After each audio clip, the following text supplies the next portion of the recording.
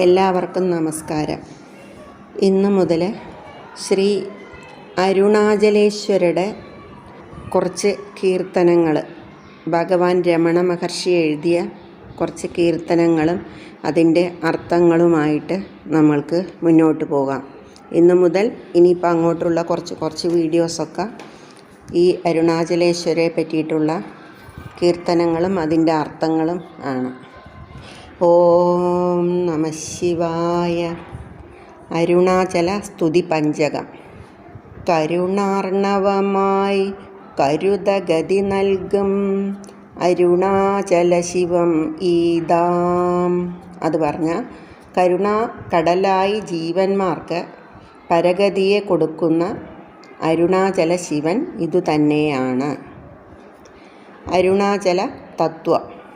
ബുദ്ധി അഹങ്കാരം പുലമ്പെയ്ത ഓങ്കും മദ്ദീതയം താൻ മറയവനുമാലും നത്തവറിയാതു നലങ്കുലയവണ്ണാർ മദ്ദിയൊളിരണ്ണാമലയിനതുമെയ്യേ.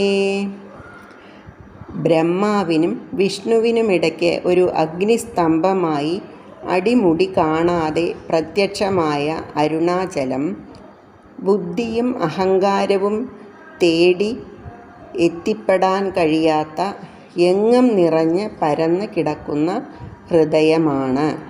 ദീപദർശന തത്വം. ഇത്തനുവേനാനാം എനുമതിയേ നീ തപ്പ് ബുദ്ധിയിദയത്തെ പൊരുന്തിയിഹ നോക്കാൽ അദ്വിതമാമയ്യകച്ചുടർ കാൺക ഭൂമദ്ദിയനു മണ്ണാമലൈ ചുടർ കാൺമയ്യേ. ഈ ശരീരമാണ് ഞാൻ എന്ന ബുദ്ധിയെ നീക്കം ചെയ്ത് അന്തർദൃഷ്ടി കൊണ്ട് ഹൃദയത്തിലിരുന്ന അദ്വൈത സത്യസ്വരൂപമായ അകത്തുള്ള ദീപത്തെ കാണുന്നതു തന്നെയാണ് ഭൂമധ്യത്തിൽ സ്ഥിതി ചെയ്യുന്ന അരുണാചലത്തിലെ കാർത്തിക ദീപം കാണുന്നതിൻ്റെ സത്യം. നന്ദികേശ്വര വചനം. അതുവേ തലം അരുണാചലം തലയാവിലും അധികം അതുഭൂമിയിൻ ഇദയം അതുവേ ശിവനിദയാം പതിയാമൊരു മറുമസ്ഥലം പതിയാം അവനതിലേ വതിവാൻ മൊളിമലയാനിതം അരുണാചലമെനവേ. പുണ്യസ്ഥലങ്ങളിൽ വെച്ച് ഏറ്റവും വിശേഷപ്പെട്ടതും മികവുറ്റതുമാണ് അരുണാചലം. അത് ഭൂമിയുടെ ഹൃദയമാകുന്നു. അതുതന്നെ ശിവഹൃദയം. അതൊരു രഹസ്യ സ്ഥലമാണെന്ന് പറയപ്പെടുന്നു. ആ സ്ഥലത്തിൽ തേജോമയമായ അരുണാചലമായി ഈശ്വരൻ വിളങ്ങുന്നു.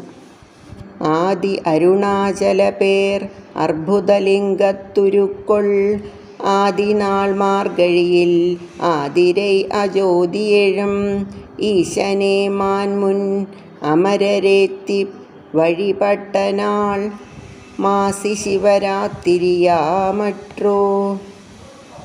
മാർഗഴി മാസത്തിലെ ആതിര നാളിലാണ് ആദി അരുണാചലം ജ്യോതിസ്വരൂപമായ അത്ഭുതലിംഗമായി പ്രത്യക്ഷപ്പെട്ടത്. പിന്നീട് ജ്യോതിസ്വരൂപമായി നിന്ന അദ്ദേഹത്തെ വിഷ്ണു ഭഗവാനോട് ചേർന്ന് ദേവന്മാർ മാസിമാസത്തിലെ ശിവരാത്രി നാൾ സ്തുതി ചെയ്ത് പൂജിച്ചു. അപ്പോൾ ഭഗവാൻ പറഞ്ഞതാണ് ശിവവചനം. അങ്കിയുരുവായുമൊളി മങ്കുഗിരിയാക തങ്കരുളാലുലകം താങ്കുവതർക്കன்றേ ഇങ്കുറൈവൻ സിദ്ധനെന என்றுமெனதுள்ளை പൊങ്കിയൊളിരും ഗുഹൈ ഫൽഭോഗമൊൻറുള്ളൈ. അഗ്നിസ്വരൂപമാണെങ്കിലും ഒളിച്ചിതറുന്ന പർവ്വതാകാരനായി സ്ഥിതി ചെയ്ത് ലോകത്തെ താങ്ങുന്നത് കൂടാതെ അരുണാചല യോഗിയായി ഈ പർവ്വതത്തിൽ ഞാൻ എന്നും ഒരു യോഗിയുടെ രൂപത്തിൽ കഴിയുന്നു. എൻ്റെ ഈ പർവ്വതത്തിൽ ഭോഗങ്ങളെല്ലാം അനുഭവിക്കാവുന്ന അനേകം ഗുഹകളുണ്ട്. ഉറുത്തെറിയല്ലൈ ഉറ്റു കണ്ണുറ്റാർ കരുത്തിനാൽ ദൂരെ കരുതിനാലുമേ വറുത്ത മുറാദ് വരാത വേദാന്ത അറുത്ത വിജ്ഞാനന്മാർക്കുമുണ്ടാമേ. ഈ അരുണാചലത്തിനെ ദർശിക്കാൻ കഴിയുന്ന പരിധിയിൽ ഇരിക്കുന്നവരോ അല്ലെങ്കിൽ ബഹുദൂരത്തിൽ ഇരിക്കുന്നവരോ ആരായാലും ശരി, ഹൃദയത്തിൽ അരുണാചലമെന്ന് സ്മരിക്കുന്നവർക്ക് അനേകം സാധനകൾ അനുഷ്ഠിച്ചും ലഭിക്കാത്തതായ വേദാന്തജ്ഞാനം സുലഭമായി ലഭിക്കുന്നു. യോജനൈ മൂன்றாமித்தலவாசற்கு ആസറുദീക്ഷയാതീന്ദ്രിയുമെൻ പാസമിൽ സായൂജ്യം പായയ്ക്കുമേ ഈശനാമെன்றൽ ആണയിനാനേ. ഈ അരുണാചല പർവ്വതത്തിൻ്റെ 3 യോജന ചുറ്റളവിൽ താമസിക്കുന്ന ആർക്കും മുറപ്രകാരമുള്ള ദീക്ഷകളൊന്നും കൂടാതെ തന്നെ പാശങ്ങളൊന്നുമില്ലാത്ത സായുജ്യം ഈശ്വരനായ എൻ്റെ ആജ്ഞപ്രകാരം നൽകപ്പെടും. അപ്പോൾ ദേവി പറയുകയാണ്, ദേവി വചനം.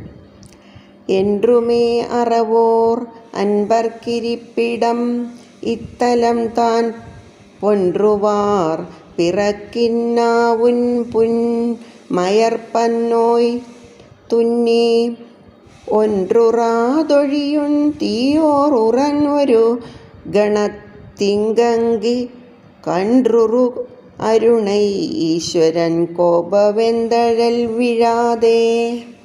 സാധുക്കൾക്കും ഭക്തന്മാർക്കും എപ്പോഴും ഇരിപ്പിടമാണ് ഈ അരുണാചല ക്ഷേത്രം.